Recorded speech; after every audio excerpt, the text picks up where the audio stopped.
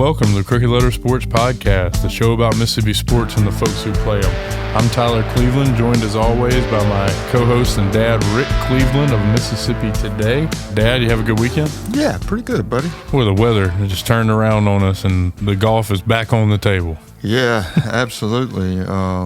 And boy, did we have a sandwich to remember Sunday. Yeah, you're going to give them some free advertising? I love it. Well, I mean, I want to help all our listeners as much as I can. So if you really want the best sandwich I've ever had, it's the brisket melt. At Sacred Ground? Sacred Ground Barbecue, my goodness. Yeah, it's up in Pocahontas. Yeah. Pretty damn good. Yeah, well. I had the smash burger, and it was, it smashed me. That brisket, unbelievable. Yeah, go check them out if you haven't. It's newly opened up there. Dad, we got a good show for our listeners today. We're going to be joined by Noland Gnat Smith, the former Kansas City Chiefs kick and punt returner who has a ring from Super Bowl IV. One of the more interesting characters I think you've written about. I'm telling you, Super Nat, Noland Smith from Brinkley High School in Jackson, played his college ball at Tennessee State. The thing that made him so remarkable was he was 5'5" and weighed 154 pounds. Yeah, and played multiple seasons in the old AFL. And I mean, it seems like at that size, your career could be very short. Yeah, it was shorter than it should have been, but it was back then you had 40-man rosters instead of, what is it now, 55, 56, with practice squads and all that. It goes even higher, but back then, they didn't really carry kick returners because that was too valuable. You let a cornerback or somebody like that return the kicks, halfbacks. And he was a specialist. He was a specialist. He did play a little backup wide receiver. Well, we'll find out more about Super Nat here in a minute. Dad, first I want to get into a little Super Bowl preview action. A couple of Mississippi ties in the Super Bowl. Kansas City has opened up as a 1.5-point favorite, but we've got some Mississippi ties. The big one, obviously, Chris Jones. The really big one. The really big one, right. Maybe the most pivotal player in the game Sunday. Jones lines up inside, outside, wherever they need him to go. If you take the quarterbacks out, he's probably the most important guy in the game. Of course, he's a Houston native, played at Mississippi State, a perennial Pro Bowler, an all-pro player.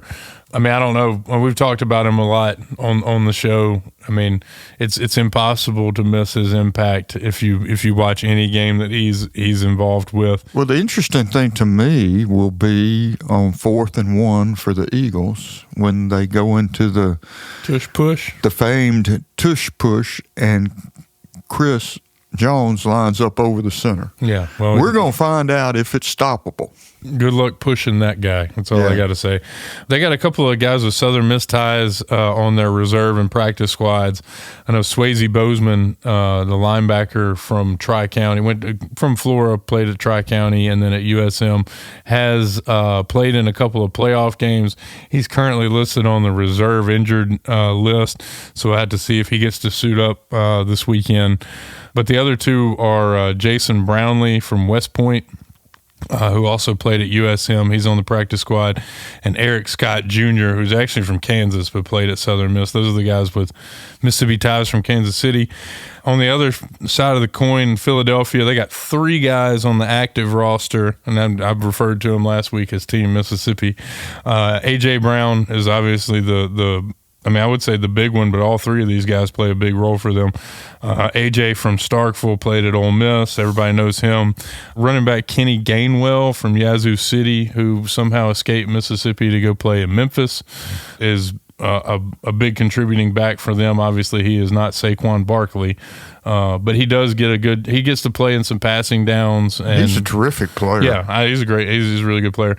And then cornerback Darius Slay, who is should be no stranger to Mississippi football fans. He's from Brunswick, Georgia, but he played at Mississippi State. They also have a guy from West Jones, Byron Young, on their injured reserve list who played at Alabama, defensive lineman. So a good bit of Mississippi flair, as you would expect. Well, there's another interesting thing is that the running backs coach for the Chiefs is Todd Pinkston, who played at Southern Miss and was a terrific wide receiver for the Eagles. Yeah. So, yeah. I'm sure he does not have any conflicted loyalty this weekend. Everybody wants one of those rings. Yeah. I want one of those rings, and I never even aspired to sniff one. So, Dad, I guess we'll start. Who do you like in the game, and who, aside from Chris Jones, who will probably play a huge role, do you think any of these other guys have a chance to contribute? Yeah, all of them do. You know, Slade is a big-time corner. I mean, he's gonna be a big factor. I mean, he's out there, as they say, on an island, and he's got to cover some pretty good receivers. And Gainwell could make a play for sure, you know, during the game. He's, like you say, he's mostly a third down back, but he's a good one, and he can go. Yeah, he can block too. It's kind of, he's established himself as a good third down back for that reason. But, you know, I'll go back to when you say, who do you like? I am not betting against or picking against the Chiefs until they lose.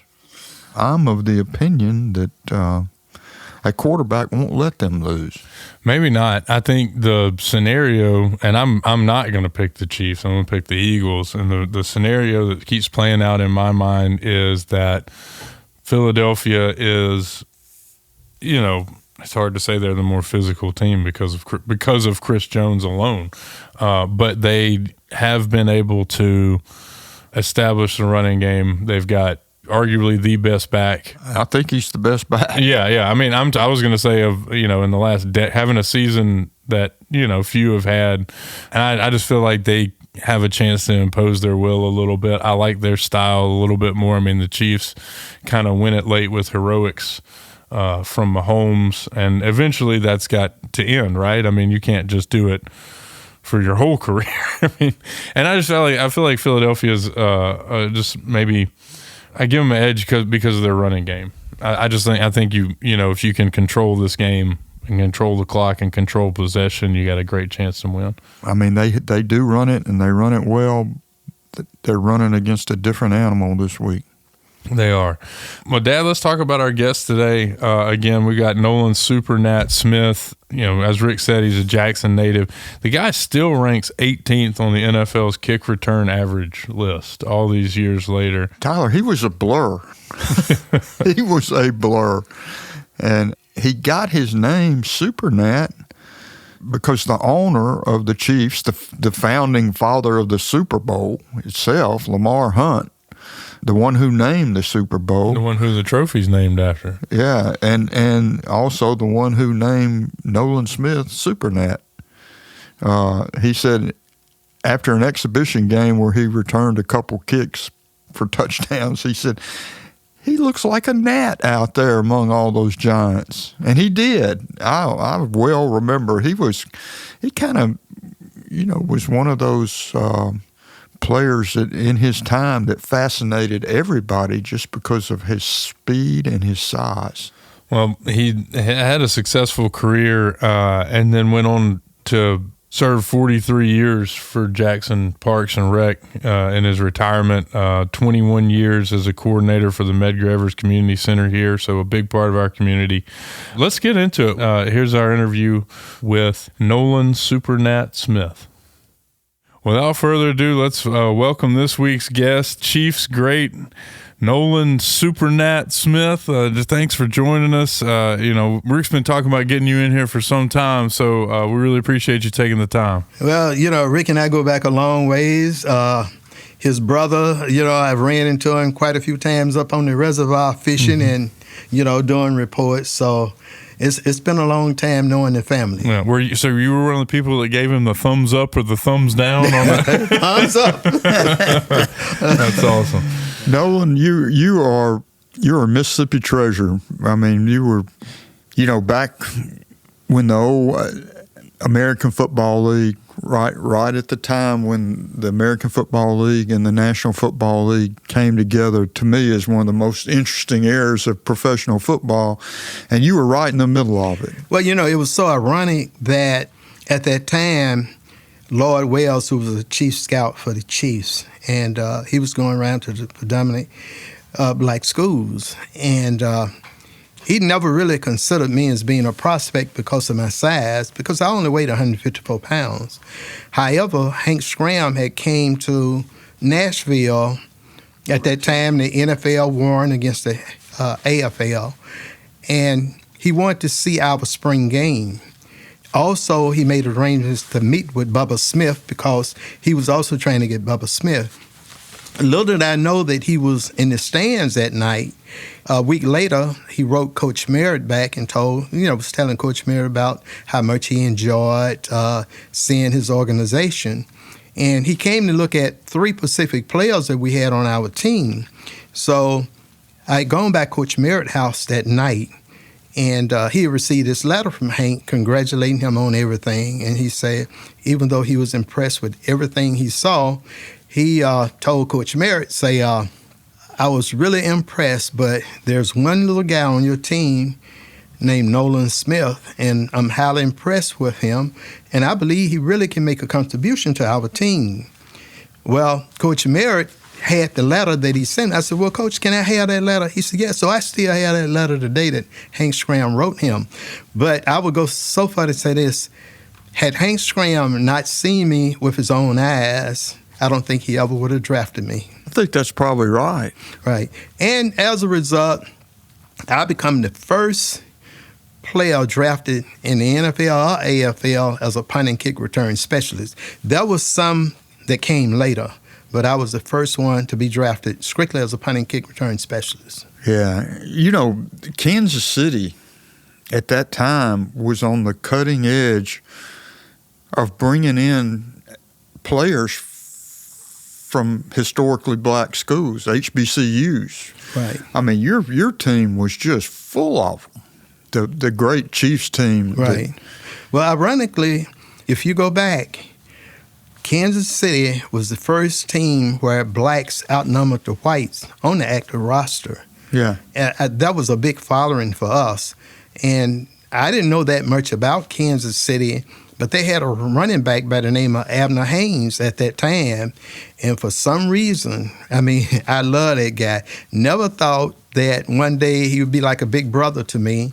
He would always come back for alumni weekend. He just recently passed, and I really miss him. But we have always kept in close contact over the years and always gave us good advice because he was somebody out in the forefront trying to get equal rights for black players because, those early days, he couldn't even stay in the same hotel with the white players. And that kind of started, he got with a couple of guys and some of the white guys on the team too said, no, we're going to all stay together. So that was a big thing back then. Noland, I'm going to just mention some of those guys and get a comment from you about each one of them. These are NFL legends, some of the greatest players in the history of the league. Buck Buchanan. Let's start with Buck. Right.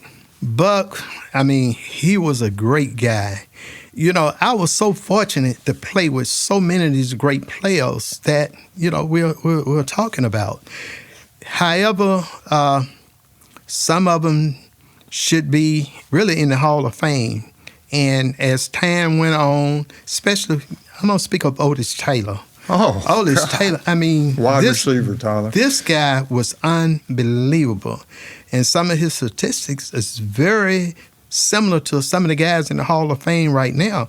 But he was really, I'm going to say, because Lloyd Wells actually stole him from the Dallas Cowboys because they had him hid out and he got him out that hotel and, got him in a safe place for the Chiefs. But when you go back, Jim Kearney, who was his quarterback at Prairie View, Willie Lanier came in. We came in as rookies together. Gloucester Richardson, rookies together. Willie Lanier is one of the greatest players I've ever seen. Oh, my goodness. The guy was he was unreal. Smart, knew the game inside out. he was right for the job. Yeah. What about Mike Garrett? Great Mike, runner. let me tell you, Mike and I was roommates on the road, so we always roomed together because we was two of the smallest guys on the team. And Mike was a great guy, and I love rooming with him, and I get to see him every year when I go up to Kansas City for alumni weekend. So, I mean, we can go on and on and on about some of the guys that was on that team. Lynn Dawson. Oh, Lynn, I mean, unbelievable. And believe it or not, you know, Lynn was working for KMBC, one of the TV stations in Nashville. He in Kansas City, because he was doing the 6 o'clock news. He would, after practice, even during exhibition season, he would come and do the news and come back to camp. And I was the first interview that he actually had for his TV program, and it's in the, it's in the Book of Congress. Uh-huh. So, how many cigarettes did he smoke during a game? Lynn smoked quite a bit. And, that was so amazing to me because, coming through high school with the coaches, that was forbidden. In college, you better not pick up a cigarette. Then I get to my first visit there and first games, and we had other smokers too. And, I mean, that was their time to light up at halftime. And it was just mind-boggling to me. There's that famous picture of him on the bench during a game. And he wasn't just puffing on a cigarette. I mean, he was inhaling that cigarette. He was truly a cigarette smoker. He really was. But Lynn was such a great guy, and we was a family in Kansas City. And I think that had a lot to do with our success. And as I look back over the years, if you look at the successful football team, it's not about just... It's more than just the coaches, the talent that a player have, but it's the camaraderie that each player have. And when we hit that field, we would die for each other. And I think that's today's market. There's a lot of guys that, it's all about me. When I left training camp after a game, there was not a single player on the Kansas City Chiefs team that if I wanted to get in contact with, I could get in contact with them. I don't think that exists today. I don't think it does either. We don't have a lot of time, but I do want you to tell the story about how you got the jersey number 1. That was really amazing. The first game that we played, it was the first exhibition game that we played. We played the Denver Broncos. As you know, Floyd Little was their Heisman Trophy winner just coming in as a rookie. And we was playing there in Kansas City. So we kicked off to them, and we held them out to 4 downs. And so they punted to me, and I carried the ball back 86 yards for a touchdown. And the next morning in the Kansas City Star, they had this picture on the front sports page, Super Gnat go 80 yards. So to get the story is that up in the press box that night, Lamar Hunt, who really knew nothing about me, and he was up there with some of the sports writers, and he made a comment. He said, that little guy looked just like a gnat out there among those other players. But the headline said the next day, Super Gnat go 80 yards. And from there on, everybody started calling me, Super Gnat. And so that's really how I got the name. So now I make the team, had an outstanding rookie year, and as during exhibition season. So in college, I wore 46. So I kind of fell in love with that 46, and during exhibition season, that's what I wore. So we get ready to play our first game, and when you go to the locker, everything is right there for you. And here's a jersey number 1, and I was kind of shocked. And so that was my jersey for actual games since I had made the team. Come to find out, also, Stenerud was a rookie with me at the same time with Lanier. And so as far as I know, those are the only 2 numbers that Lamar Hunt, who owned the Chiefs, actually picked for his players. He wanted me to wear number 1 and wanted Stenerud, being a kicker, to wear number 3. Yeah, but the publicist for the Kansas City Chiefs said that they gave you number one because it's the only one that would fit. Yeah. Tell the truth, I got a lot of jokes about that number one, saying that was that's the only jersey that would fit me. But I enjoyed it, and that number really caught on because as you look around for a while, I think only especially punters or quarterbacks could wear that number, or kickers. Mm-hmm. And now every college team is wearing that number. So that number one have become very popular.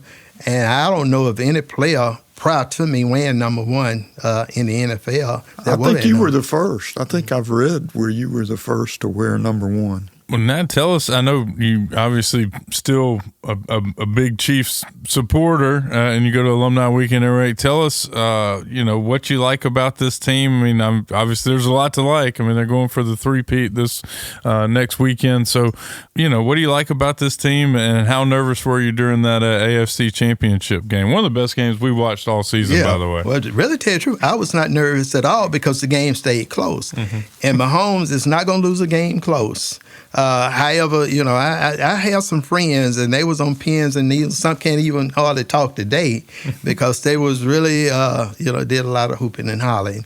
But that team is put together in such a way, and you got to give their general manager and Coach Reed the fortitude to be able to select players that other teams passed up. They was able to recognize that talent even in college, and it has paid off for them tremendously. And they will have a tough opponent, but I think Kansas City still would be the favorite to win that game. But now it's not going to be a walkover by no means. We were talking last week, Nolan, and I told Tyler they've got the best coach. They've got the best quarterback, and they've got the best defensive player in the league. Right. They really do. Chris Jones is... Oh, my goodness. I tell you what, when one guy not showing up at 99%, another guy will show up at 100. They just keep going. Kansas City and the receivers that they have is just unbelievable. It's just... they just keep winning, and in the way that they are putting that team together, where there's a weak link, they seem to always find the key guy to come in and fill in. It doesn't hurt to have a future Hall of Fame quarterback leading the way. As you said, he doesn't lose close games. He don't lose close games. Where are you going to watch the game, Nola? I'll probably be watching with my twin brother. I like watching the game with him. I had thought about going down to New Orleans. I still might go, but if I go down to New Orleans, I have relatives there, quite a few relatives in New Orleans, and that would give me a chance to visit with them. But even if I went to New Orleans, I would go to a lot of the activities that the NFL alumni and NFLPA have going on, starting probably Wednesday, and a lot of activities Thursday, Friday, and Saturday. And if I went down, I'd probably go Friday morning. I'll stay through probably Saturday and come back Sunday, but I definitely want to watch the game at home. Who's bigger, you or your twin brother? Oh, my twin brother. They always thought he was a football player. We're fraternal twins, so he's a little larger than I am, but he actually played in the band. Well, we really appreciate you joining us, Nolan. I've told you for years, I've been one of your biggest fans, and it's a pleasure to have you on the show. Well, it's been a pleasure for me, and anytime, Rick, like I said, we go back a long way, so I'll be more than happy to work with you guys. Yeah, you got me wanting to pull for the Chiefs. Thanks a lot, Nolan. Okay, you're welcome. Thanks again to Noland Smith for joining us. Dad, what a great guest. What a great guy. Yeah. Just one of the nicest guys in Mississippi sports, and so unassuming, He really is, and he really is. Any last thoughts on the game Sunday? No, I'm just looking forward to it. I'm looking forward to watching it. I think it'll be a great game. I can't see one or the other team blowing out the other. Yeah, me too. Also looking forward to the commercials, as always. This is weird to say that in a day and time when I do not watch commercials anymore. But kind of excited about that as well. Dad, some other milestones to keep an eye on looking forward. I can't believe it. The NCAA Selection Sunday is 40 days away. I see some stocks rising and falling in Mississippi. I think Mississippi State took the biggest tumble. Did not get their split, as you were talking about last week. Ole Miss did get their split. But I think everything has made sense for me for both of these teams until Saturday with Mississippi State getting blown out by Missouri at home. I think you just said it was kind of one of those days. You know, you play 30 games in basketball, in a college basketball season, you're going to have a stinker. It usually doesn't happen at home, which is the alarming thing about what happened to State Saturday is they really got blown out on their home court. But I still think I'm not looking at this as like a dead end. I'm thinking it's more of just a blip in the road. They'll be back. Yeah, both those teams hanging between 20 and 25 in the latest rankings. I think they're both still squarely in the field of 64. But it seems to me that the cream is rising to the top in the SEC, and both these teams are treading coffee. Right now, they've got they're not playing. Neither team's playing their best that they've played, but I still think both of them are tournament teams, and both will be in the top half of the bracket before it's over. Yeah.